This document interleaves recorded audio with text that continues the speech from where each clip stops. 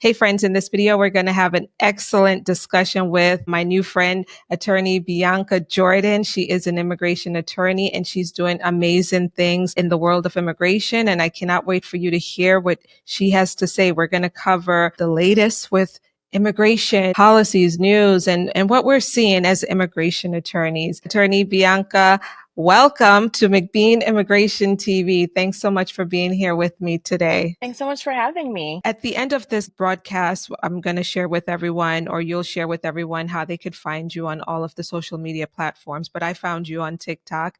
I love watching your videos. You've been talking a lot about the humanitarian parole programs and the unfortunate termination of those parole programs and TPS and some other things like that. But as a matter of fact, let's dive into, I think, a break-in news. At least it's break-in as of the filming of today's video, and it has to do with birthright citizenship. The fact that the U.S. Supreme Court today heard arguments involving not so much the substance, right, Bianca, of birthright citizenship, whether children who are born here of undocumented individuals should have a right to become U.S. citizens, but it's more so about technicality involving whether a federal judge who issues an injunction, whether that injunction should apply nationwide or whether it should just be narrowly focused on their jurisdiction. So that's really what's going on. So maybe by the time we publish this, we might have a decision from the U.S. Supreme Court on this issue.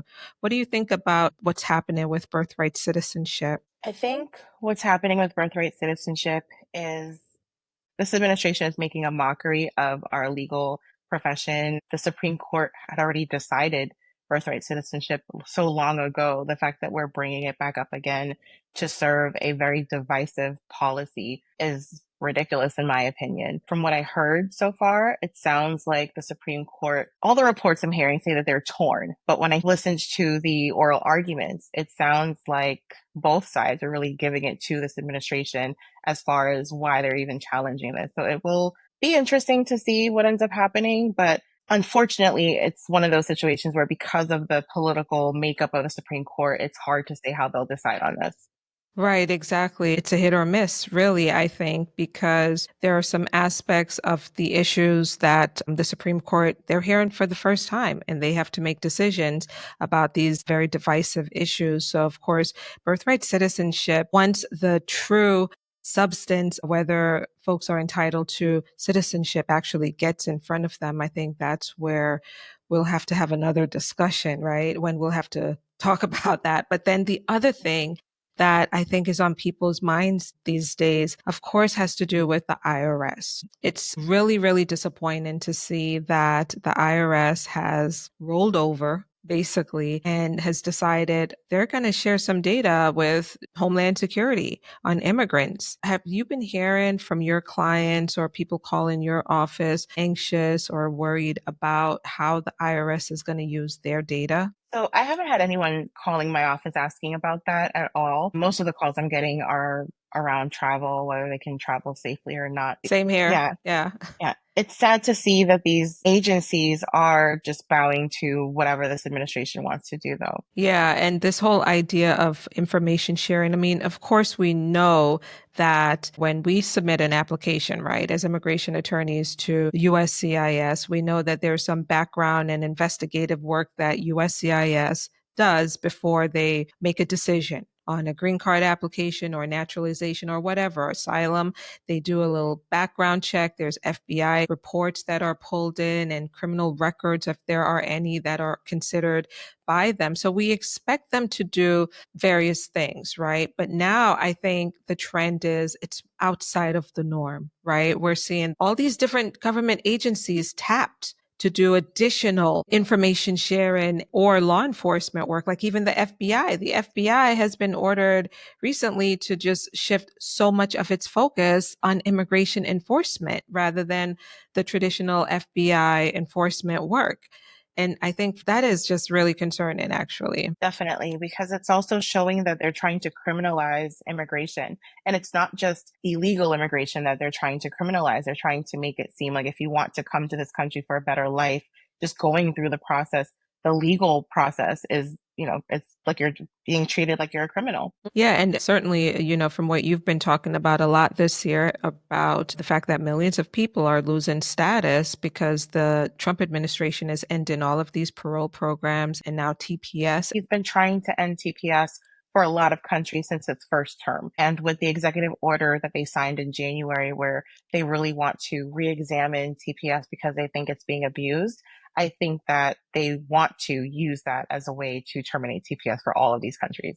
Right. Yeah. And that would be very concerning because you look at a country like Haiti or Afghanistan and also Ukraine, when they throw that in the mix, for many of those countries, there's still a very big threat to the life and safety of individuals, right? There, it's Right. either war going on or something dangerous happening that makes it really unnerving to think that we could take this lawful status away from all of these individuals and then try to deport them in a fast way, because then there's expedited removals, fast track deportations that they're really trying to throw in the mix here and go after. What I've been sharing with folks is that the administration is really going after those who have been here under 2 years for this whole expedited fast track removals. Do you do any removal work in your practice, any deportation defense of those marriage cases that you hone in on? Yeah, I do. A lot of my cases are people who either have TPS or were in removal proceedings, got a removal order, and need to reopen those cases so that they're able to adjust. Okay, so you know exactly what the temperature is right now, as there's concern about, oh my God, am I going to be one who will be placed in a fast track expedited Mhm. removal process, if there will even be a process? This is where I think the due process issues really will come up, more so with immigration, when they really begin to move people out of this country in a fast way without a hearing. Like you heard President Trump say recently in a Meet the Press interview, maybe, that he doesn't think millions of people should actually go through a due process and see a judge or have a hearing before they leave the United States. You heard that? I have. I've heard a lot of things that he's been saying that are just flat out, illegal. I've heard the similar comments about due process.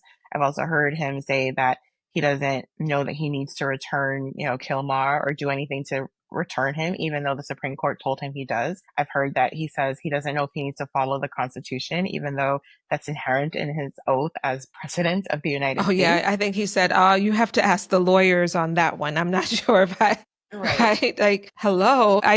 When about a year and a half ago during the campaign season, I think it was in November of 2023, maybe, I did a video on YouTube and I said, guys, things are about to get really serious with immigration. And in it, I laid out all of these Trump policies that were potentially on the table at the time, but never in my wildest imagination did I expect it to be this bad, Right. honestly. Now, we both practiced through Trump 1.0, right? And that was awful, but I think that was nothing compared to what we're seeing right now. At all. And I don't know how you're doing, but Trump 1.0, it took me at least a couple years before I was exhausted. Trump 2.0, I started to feel burnout by the end of January. It was just one thing after the other coming, and it was really hard to keep up with. Yeah, you're absolutely right. I started a new hobby because I said to myself, I'm not going to let this kill me, right? It was so, so intense in January and February.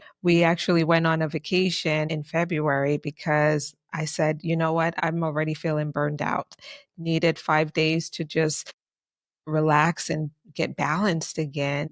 You're right, it was really, really intense. And I think now that most of the executive orders are out there, they're on the table, we have a sense of what's coming. But as we're seeing it happen now in policies and memos and changes and shifts, now that we're really seeing how these executive orders are playing out, I think it's awful. It's an awful situation, not just for immigrants, legal or illegal, not just bad for immigration attorneys.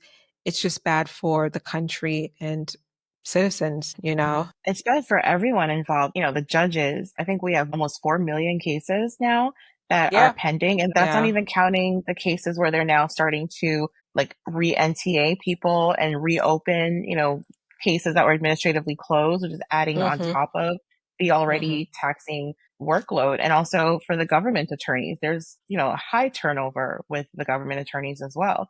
So it's not just making immigrants' lives miserable, it's taxing the system that already couldn't handle the brunt of it. Right, exactly. And so, for our audience, for those who might be listening to the audio podcast or watching the YouTube video, I know you might be thinking, oh my God, well, what does it mean for me? Is there a light at the end of the tunnel? Should I even file a case? Should I even move forward? What do you tell people who might be thinking that, Bianca, about sitting this one out for the next 3.5 years or 4 years? So I've been telling people the same thing I've been telling people my entire career. If you are eligible for something today, you need to apply for it. Because yes, there's all this bad stuff happening. You're going to be hearing the horror stories, but there's a lot of good happening too. People are still getting green cards. They're still getting work permits. They're still getting removal cases terminated. The good things are still happening, and that can happen to you too. Yes, there's bad things happening, but every case is different. Just because you hear a bad story doesn't mean that the same exact thing is going to happen to you. But also, time is of the essence now more than ever. And if you have an opportunity to apply for something, you should definitely be doing it now. Don't take for granted that you'll be able to do so in a couple years. Exactly. That's good. Good things are happening. We've started a trend at McBean Law. We've always shared good news, but now we have really gotten very strategic about it and intentional about it because we really think that people need to hear this. And so, in addition to like our good news, we started this year actually Good News Friday. Good News Friday, right? So, I've started that, and it really, really means a lot to me to deliver that good news via a video each week to folks just to encourage people. And then from time to time, I do share encouraging content, faith based content, or anything that I'm really thinking about that I think could really be a blessing or help someone feel a little different about things. Because, for us, we're walking around here as US citizens and we know things are bad. We know due process is being eroded. We know that if it starts with immigrants, it won't stop there, right? And so we kind of see what's coming and it's pretty harrowing. But at the same time, we can't allow all of that to just consume us to the point where our light is diminished and the joy is gone. And so whenever I feel that energy, that burst, I just share it because I know that at least one person needs to hear it, right? Have you been sharing more anything uplifting and positive with your followers? And if so, how do you share that to those who Yeah, are listening? definitely. And that's also a decision that I made to start doing during COVID. Like during COVID, I would go live on Facebook every Friday just to share some news, but I would always end with, I know things look really bad right now, but we're going to get through this. Good things are happening. Still apply. Immigration is still open.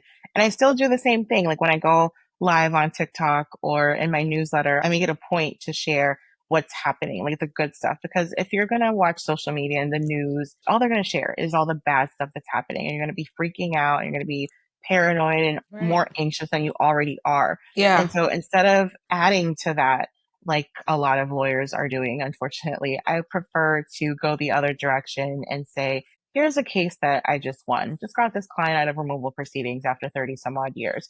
Here's some good news that just happened with this person. Here's a lawsuit that's happening that's really helping. Like I want to kind of refocus people on the good, positive, giving them hope rather than despair. Right, exactly. And for me, I do both. I deliver the news because I think it's empowering for people to know what's going on, particularly what's being planned, and to deliver information that some people might not otherwise get a hold of. And that information can really help them to avoid a mistake that could be detrimental to their immigration case or their future here in the US. I remember one man posting, adding a comment on one of my social media posts, maybe about a year or two ago, I forget. He said, thank you for sharing this because if you had not shared it, I would have still been sitting in darkness, not knowing. And I'll never forget his comment. And so even if it's bad news, I'm going to share it. If it's good news, I'm glad to share it,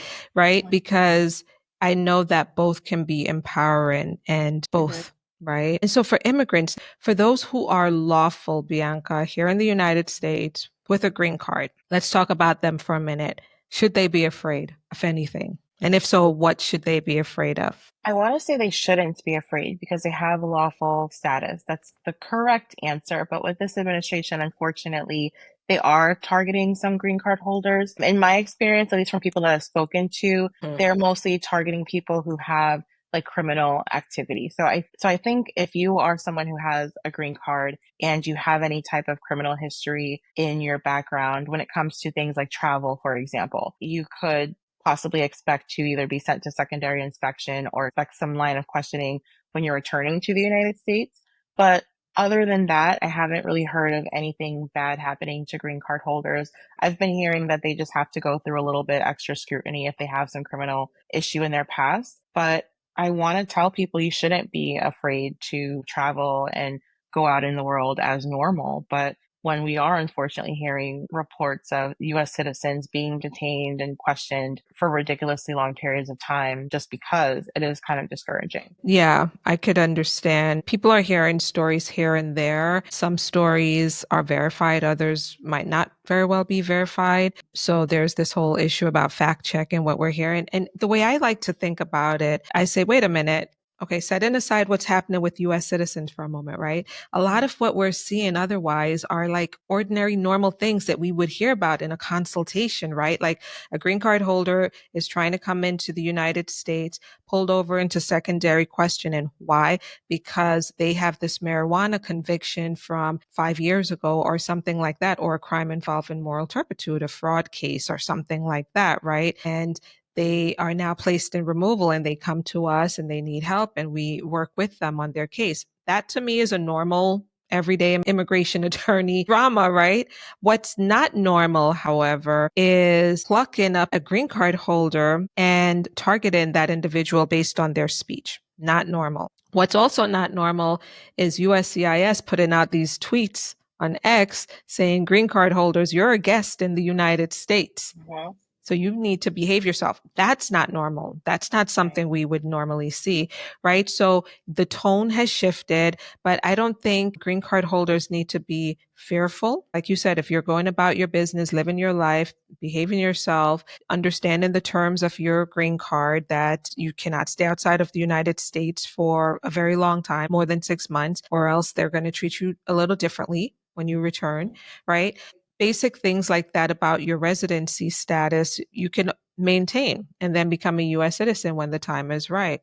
So they shouldn't be afraid. And I do like that you made that distinction that the things that we're hearing that are verifiable are things that are normal to be happening. Like it's normal to get sent to secondary inspection as a green card holder if they notice you're spending more time outside of the US than inside of the US. And I think maybe part of it too is that the general public doesn't really know what happens because they're not really dealing with this stuff on a day to day basis like we are. So I think that is a really important point that you make. Right. Everyone is now hyper focused on immigration. So any little story, becomes like, oh my God, the biggest thing. But it doesn't, for us, it's like, oh, I've had a case like that before.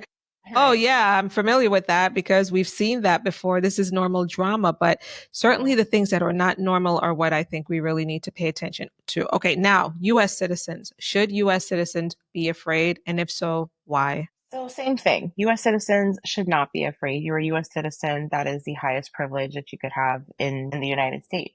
But again, there are some verifiable stories of people, US citizens being detained upon reentry for things like you mentioned, speech. There was an attorney, I think it was in Chicago. He was detained because he represents somebody who was protesting. He's not an immigration attorney, but he was detained for a little bit because he represents someone who was protesting. So the client was basically targeted for speech. And because the attorney didn't want to cooperate with the line of questioning, they detained him and ultimately let him go.